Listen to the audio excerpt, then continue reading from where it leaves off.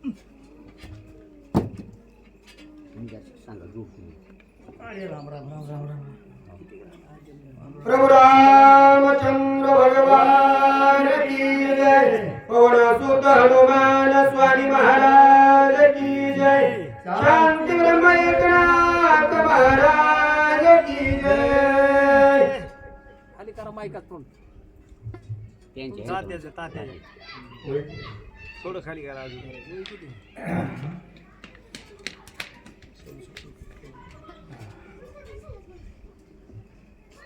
हरी हरी हरी. हा यंदाची खाली.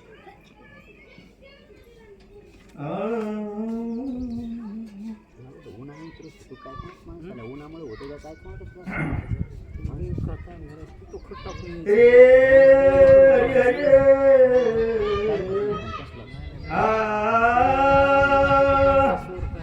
ऐकुनी सुग्रीवाचे वचन हस्त करी श्री रघुनंदन. तुझे राजेदार दिदला वीर सीता समरण मज नाही. रामचंद्र भगवान की जय. श्री गणेशाला वंदनात मोरीच्या चरणी नतमस्तक. ऐकणारे सर्व श्रोते मंडळी कमी आवड कमी पण योग पुन्हा नाहीये. हा 7 दिवसाचा सप्ताह आहे. 7 दिवसाचं रामायण कथा आहे आणि रामायण कथा ऐकल्याच्या नंतर या पामर कुळाचा उद्धार होतो हे माहित नसल्यामुळे शेतात काम करतात. माहितच नाही. माहित करण्यासाठी काय करावं लागतं, सगळ्याला एक घ्यावं लागतं, कथा ऐकू घालावं लागते, आवड निर्माण होते आणि आवड निर्माण झाल्याच्या नंतर पुन्हा त्या ठिकाणी आपण काय करायला पाहिजे याचा मार्ग सुचतो. मग सुग्रीव राजाने सांगितलं रामा तुम्ही खेद करू नका. मी तुमची पत्नी परत आणून दिल्याशिवाय राहणार नाही. कुणाच्या जीवावर, स्वतःच्या जीवावर नाही. माझे 4 प्रधान आहेत. मग ते 4 प्रधान काळाला त्या ठिकाणी लाता देऊ शकतात. ते कुठं तुझी सीता सप्त पाताळात जरी नेली असेल, सप्त स्वर्गात नेली असेल, नाही तर सप्तपुऱ्यात पृथ्वीवर असेल, कुठं जरी असली तरी मी सीता परत आणून देणार तुझी शपथ खाऊन सांगतो. एवढा त्या ठिकाणी विश्वास दिला आणि विश्वास दिल्याच्या नंतर जगाचे नायक रामप्रभू राजा सुग्रीवाच्या बोलण्याला हसू लागले आणि हसू लागले. म्हणले हे राजा सुग्रीवा तू जर एवढं केलंस ना तर तुझी पत्नी तुझ्या भावाने हडप केली की मी तुला परत आणून देईन आणि तुला राजा बी करील. राम बोलले अरे मित्र कार्य पुढे झालं सीता सुद्धी मज तरणे समान वाहतो दशरथाची आन सत्य जाण सुग्रीवा. हे सुग्रीवा मी बोलतो याच्याकडे लक्ष दे आणि माझं बोलणं कसं आहे आताच्या मित्रासारखं नाही. म्हणले आता बोलायचं पुढे गेलं की पाऊल पडला की लगेच बदलायचं. आताचे मित्र घातकी. जो मित्र होतोय आजचा तो त्या ठिकाणी शत्रू बनतोय. ज्याचा मित्र आहे तोच आपल्या घरी त्या ठिकाणी येतो, मित्रत्वाचं नातं दाखवतो आणि त्या ठिकाणी पाप वाचलेलं पाहतोय. आजच्या मित्राची त्या ठिकाणी कळ आहे. परंतु रामप्रभूंनी सांगितलं मला सीतेची चाड नाही, माझ्या पत्नीची मला गरज नाही, परंतु मी मित्रत्वाला जागणारा आहे म्हणले. आणि मी राजा सुग्रीवा तुझे सेवा जी आहे तू मित्र झालेला आहे आणि तुझ्या मित्राचं कार्य करण्यासाठी मी बोलतो ते खोटं नाही. तुला जर खोटं वाटतं नाही माझ्या बापाची शपथ खाऊन सांगतो. राम म्हणतात जे तू बोललासी ज्वार हे मज मानले प्रमाण तुझे कार्य न होता पूर्ण सीतागमन मज नाही. हे सुग्रीवा तू जे म्हणलास ना ही गोष्ट मला पटली, परंतु तू जे बोललास तू जे करीन म्हणलास हे करण्यासाठी मी अगोदर परवानगी देणार नाही. आधी तुझं कार्य करील आणि तुझं कार्य केल्याच्या नंतर मग माझ्या कार्याचा काय तुला त्या ठिकाणी हातामध्ये घ्यायचंय, जे करायचंय ते नंतर कर. अगोदर तुझी पत्नी परत करील. वाडीला या ठिकाणी धाड्या शिकवील, राजा तुला करील आणि नंतर पुन्हा पुढच्या कार्याला लाग असं राम राजा सुग्रीवाला बोलतात. वैष्णव देवी बळी विधान न करिता भोजन निंदा जान, देवी तुझे कार्य करीता पूर्ण सीतागमन माझी निंदा. सांगितलं हे जग आहे म्हणले, निंदा करील कशासाठी? राजा सुग्रीवाला जवळ गेला की ह्यानं काय केलं? यानं म्हणले आपल्या कार्यासाठी राजा सुग्रीवाशी मैत्री केली, हे शब्द माझ्यावर येईल, निंदकाचं पातक माझ्या माथ्यावर बसल.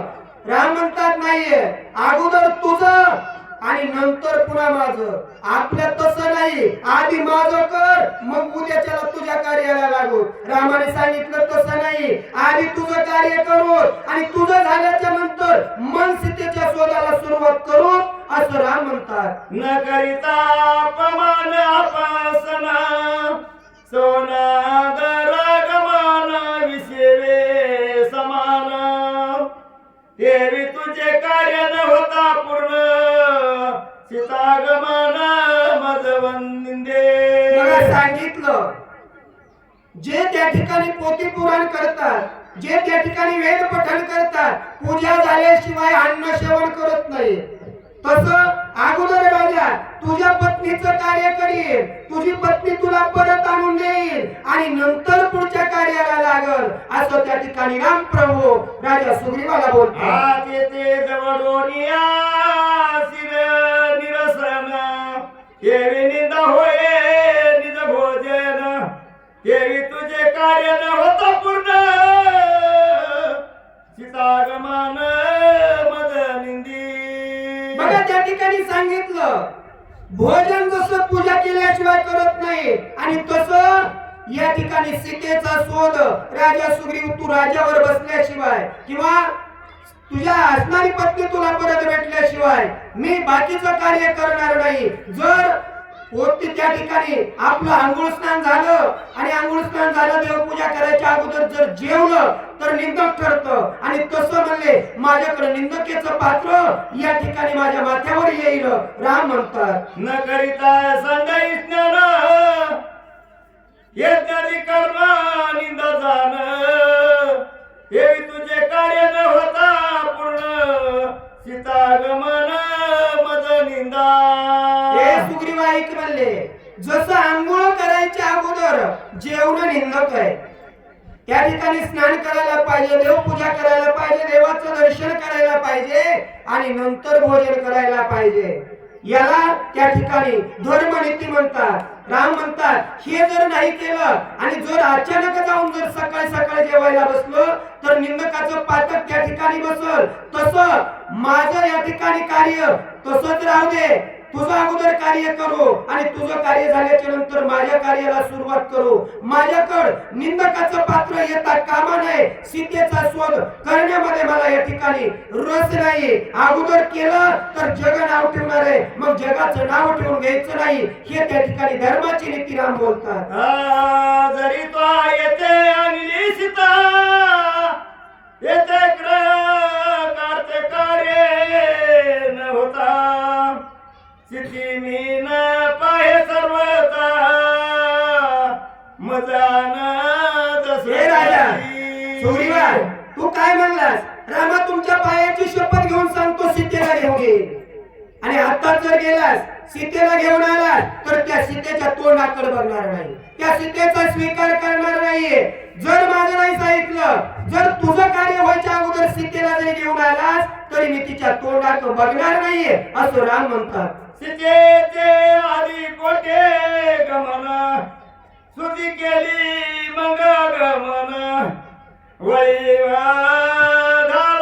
दान, देवदान तवा नाही. बघा रामाने सांगितलं सीतेचं गमन, सीतेला आणणं, अगोदर सीता कुठे हे बघावं लागेल. अचानक जाऊन सीता आणायची हे सोपं नाहीये. राजा सुग्रीवा का जगाचे मालक आहे, सर्व माहिती आहे, परंतु मोठे पण दुसऱ्याला द्यायचंय. हे जे विलाप आहे, हा जो शोक आहे, हे आपल्यासाठी करायचा आहे. रामाला शोक करायची गरज नाही. जगाचे नायक सर्व त्यांच्या हातात सत्ता आहे आणि ते राम या ठिकाणी आपल्यासारख्या पामराला कळण्यासाठी शोक करतात. म्हणतात राजा सुग्रीवा, सीता त्या ठिकाणी कुठे तिचा शोध करावा लागेल आणि नंतर तिचं या ठिकाणी आगमन करावे लागेल. हे सोपं नाही. त्याच्यामुळे अगोदर तुझं कार्य आणि नंतर सीतेचा शोध राम म्हणतात. आधी साधीन मित्र कार्यार्थ न साधुनी आणि न सीता धनुष्य बाण घेऊन हाता